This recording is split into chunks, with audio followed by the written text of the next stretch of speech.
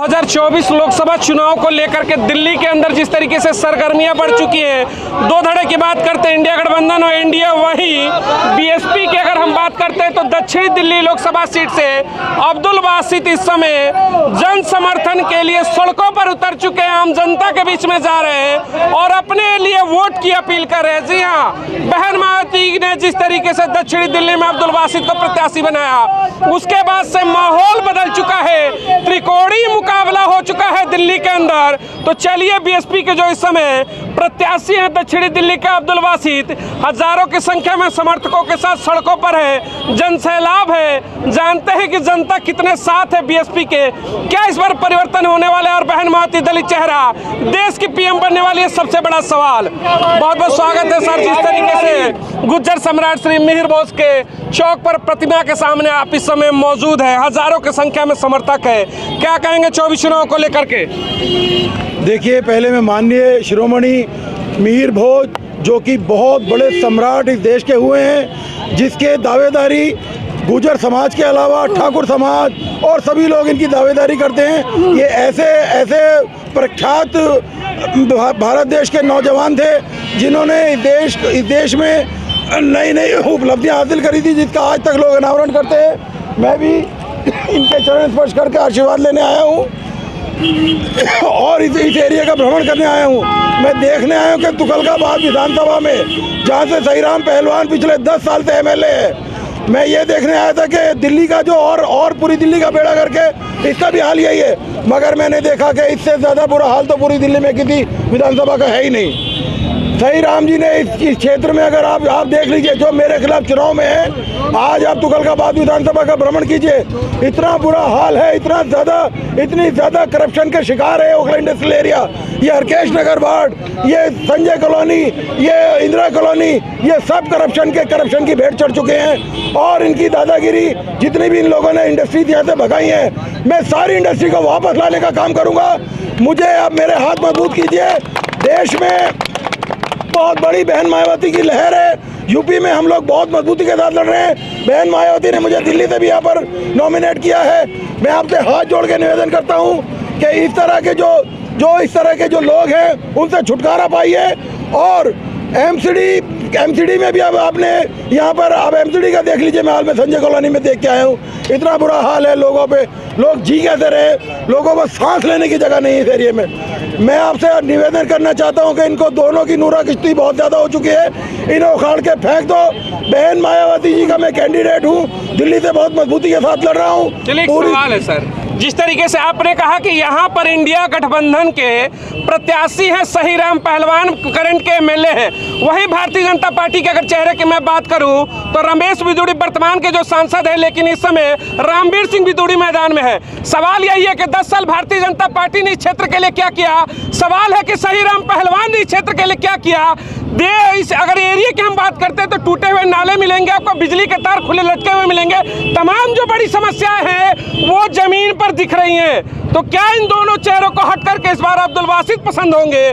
बड़ी समस्या है, इंडिया गठबंधन हो या फिर भारतीय जनता पार्टी, सबने जनता को मूर्ख बनाया। इस बार क्या ऑप्शन बनेगा नया दमदार? देखिए, बहन मायावती जी ने मुझ पर जो भरोसा दिखाया है दिल्ली के लिए, मैं बता रहा हूं कि दिल्ली में हम सातों के सातों एमपी बहुत मजबूती के साथ लड़ रहे हैं। बहन मायावती जी ने यहां से एक मुस्लिम कैंडिडेट को टिकट दिया है और यहां के पूर्व जो वर्तमान एमपी हैं श्री रमेश बिदूड़ी, उनको यहां से टिकट को काटा गया है। इसका टिकट काटने का बड़ा कारण लोकसभा ने जो हमारे समाज के साथ जो इस तरीके से जो गलत भाषा पेश करी थी, उसका मैडम ने जवाब दिया है। ये एक साइलेंट जवाब है, हम लड़ने वाले लोग नहीं है। मैं कोई टिप्पणी नहीं करूंगा रमेश जी के खिलाफ, मगर बहन मायावती जी ने एक मुस्लिम कैंडिडेट उतार कर इसका बहुत बड़ा जवाब दिया है। यानी कि जो यहाँ की 10 साल की जो समस्या है उसके खिलाफ लड़ाई है। आपको लगता है कि जनता अगर आपको आशीर्वाद देगी तो यहाँ का कायाकल्प होगा?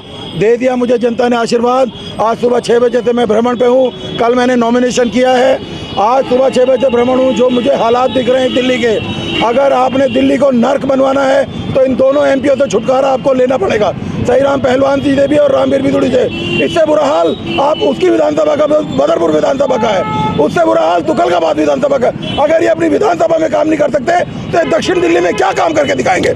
मेरा आपसे बहुत ज़्यादा मैं मजबूत कैंडिडेट हूँ, पढ़ा लिखा हूँ, इंजीनियर हूँ। मेरा आप थोड़ा साथ दीजिए। इस बार बहुत मजबूती के साथ मैं चुनाव लड़ रहा हूँ।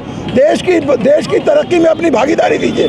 आपके भागीदारी के बगैर मैं कुछ भी नहीं हूँ। मेरा आपसे निवेदन है कि इस माफिया गर्दी से अपने आप को छुटकारा दीजिए और अपने काम को, अपने वोट को और मेरी जो भी मेरी क्वालिफिकेशन है उसके ऊपर वोट दीजिए। लगातार जिस तरीके से आप मजबूती के साथ चुनाव लड़े दक्षिणी दिल्ली में, आपके ऊपर आरोप प्रत्यारोप भी शुरू हो चुके हैं। आपको लेकर के बहुजन समाज पार्टी को लेकर के अनर्गल बयान आने शुरू हो गए। ऐसे लोगों के लिए क्या कहेंगे आप?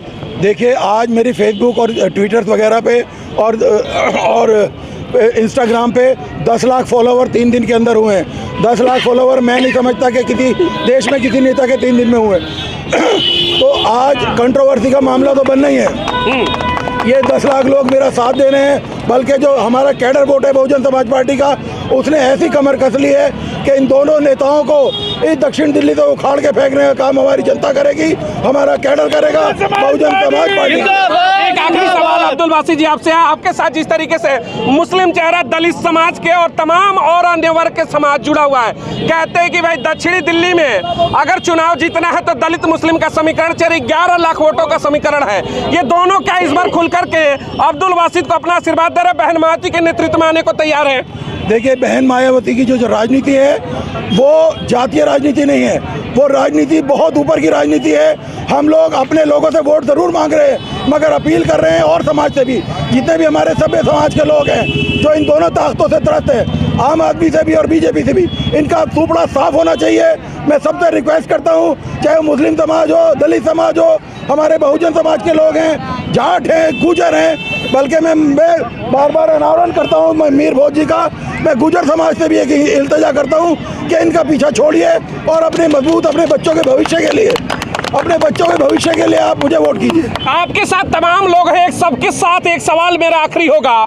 सरकार में मौजूदा कहते हैं सांसद की संविधान बदलेंगे, अब की बार 400 पार करोगे तो संविधान पर चर्चा होगी।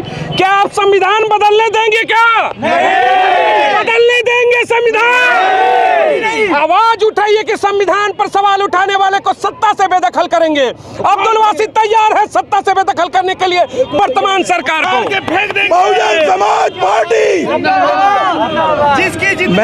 मैं आपको स्पष्ट कर दूं, संविधान का एक पेज भी केंद्र सरकार छू नहीं सकती। उनके मन में है कि हम ऐसा 400 पार कर लेंगे। जनता ने निर्णय बना लिया है। वो 3 आंकड़े भी नहीं छू रहे। दिल्ली में 97-98 में बीजेपी सिमटने जा रही है इंडिया में। मैं आपसे निवेदन करता हूँ, बहन मायावती जी का बहुत ज़्यादा इस टाइम हम 500 सीटों पर चुनाव लड़ रहे हैं देश में। देश की सबसे बड़ी पार्टी आज कोई है तो केवल बहुजन समाज पार्टी है, क्योंकि हम लोग इंडिपेंडेंट 500 सीटों पर लड़ रहे हैं। हमने किसी के साथ भागीदारी कोई वो नहीं करा। हमारा वोट एक साइलेंट वोट है। हिंदुस्तान में 25-30 करोड़ दलित समाज का वोट है और 30 करोड़ मुसलमानों का वोट है।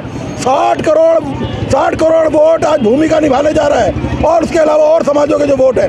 मेरी आपसे निवेदन है कि यूपी में हम जीत रहे हैं, दिल्ली में लहर चल रही है, बहन मायावती जी का हाथ मजबूत करें। और इस क्षेत्र को, जो ओखला इंडस्ट्रियल एरिया में हम खड़े हैं, इस क्षेत्र में हरियाली के नाम पर जो पेड़ कट रहे हैं,